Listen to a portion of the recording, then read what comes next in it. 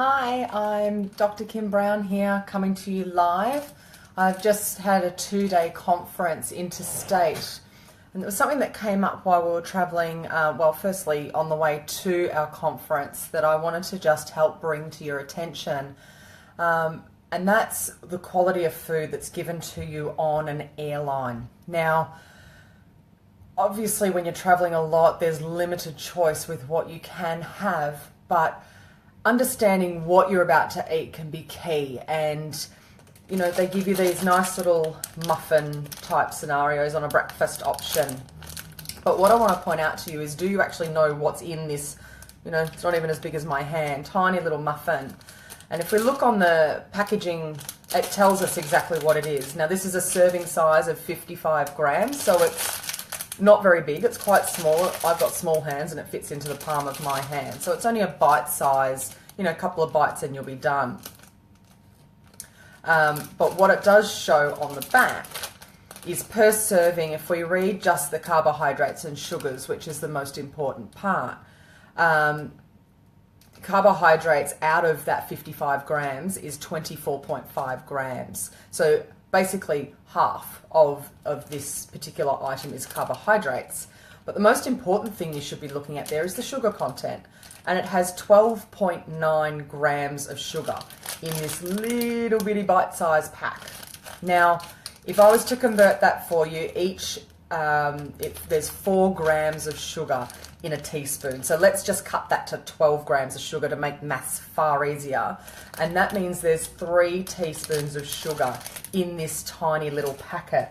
Now, the reality is, if you wouldn't eat 3 teaspoons of sugar out of the bowl, why on earth would you eat that little muffin? And it's not the fact that there's an issue with that, it's more the fact that people are not aware. And that's what I want to do, is just build awareness and help you understand how to read the labels so you can make the right choice. Is that the right choice for you? One little muffin having 3 teaspoons of sugar? Or should you have bought something at the airport before you got on the plane? Or do you just go without? So this was a 6:20 a.m. flight. The reality is, I didn't need a little sugary muffin at that time of morning. Now, on the way home was a more of an evening time flight. So there were these snacks. Now, I must commend the airlines for trying to make a better option, because these are chickpea salt and vinegar bites. So when we open them up, they kind of look almost like Nutri-Grain.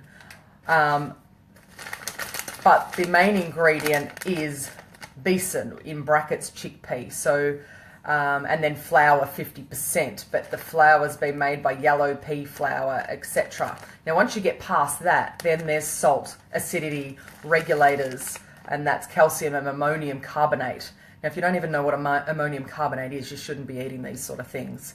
Cottonseed oil, salt and vinegar flavour, food acids, maltodextrose, wheat and starch, salt, dextrose, flavour enhancer 621, and mineral salt 508. 2 numbers in that little packet of snacks. So if we were just going off what I talked about with the muffin, which was the sugar, there's 1.5 grams of sugar in that packet, which is not particularly bad. But carbohydrates are up around 15 grams. So again, we're talking half of that 28 gram packet being carbohydrate. Now, they'd be pure carbohydrates rather than nice green leafy vegetable carbohydrates. So the reality is that it'll give you a bit of a blood sugar spike as you release insulin, and then you'll be on a low again not long later. So it really helps to read your labels and find out. Like, there's plenty of information here. I chose not to eat them. I've just opened them to see what they actually look like. I haven't even bothered tasting them because I'm not interested. If we go back to the muffin, because one thing I didn't read was the ingredients. All right, we've got wheat flour, water, sugar being the 3rd ingredient. It really tells you that, you know, you're not going to be getting an awfully good product here.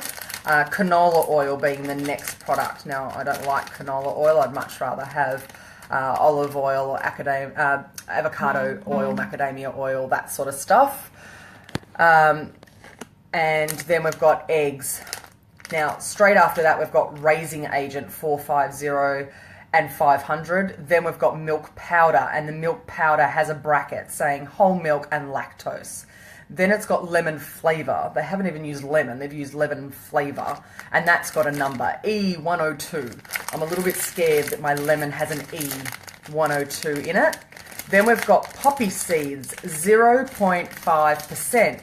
Now, they actually advertised it as a lemon and poppy seed muffin, yet when you read the label, 0.5% is the poppy seed component. So it kind of gets up my nose that they can call it lemon and poppy seed muffin, yet the poppy seeds, when you look at the fine print, is 0.5%. So that's very misleading to suggest this is a healthy alternative because it's got poppy seeds in it and it's got 0.5%. So then I can continue with the ingredients. Xanthan gum followed by preservative 281. Now, I don't know about you, xanthan gum sounds scary. Preservative 281, not good choices when they've got numbers in it.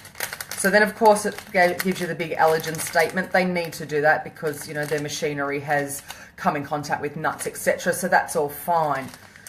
My point here is if you don't actually understand what you're eating, then it's very difficult to nourish and fuel your body for what it needs, simply because you don't know what's in the packet. They've handed you a nice little muffin and you've got, oh, good, breakfast. But breakfast came in the form of 3 teaspoons of sugar. Now, if you happen to ask for a coffee with that and had 1 or 2 sugars in your coffee, which a lot of people do, then you would have had 4 or 5 teaspoons of sugar for breakfast on your flight, on your way to your conference. No surprise, you'd be buzzing an hour or 2 later, and then the slump would happen. So folks who have to travel regularly, make sure you read your labels. Everybody else, whether you're traveling regularly or not, I'm going to do regular lives when it comes to packaging. I think it's really important that people understand what they're eating. Just because they tell you it's lemon and poppy seed, yes, lemon and poppy seed came in there, but lemon, which was lemon flavour, not lemon, is 0.5% with an E102 attached, and poppy seed 0.5%. So 1, 2, 3, 4, 5, 6, 7, 8. Lemon is the 8th component or ingredient mentioned, and poppy seed is the 9th. So more to the point, I would call this a wheat flour, water and sugar muffin because they're the first 3 ingredients. So I hope that helped you understand how to read the packets, especially for those travelling folk out there that do get airline food all the time. But regardless of whether you travel or not, understand your packages. And I look forward to helping you that in future lives. If you want to leave any comments or ask questions about certain foods, leave comments and I'd be really happy to help you. Bye for now.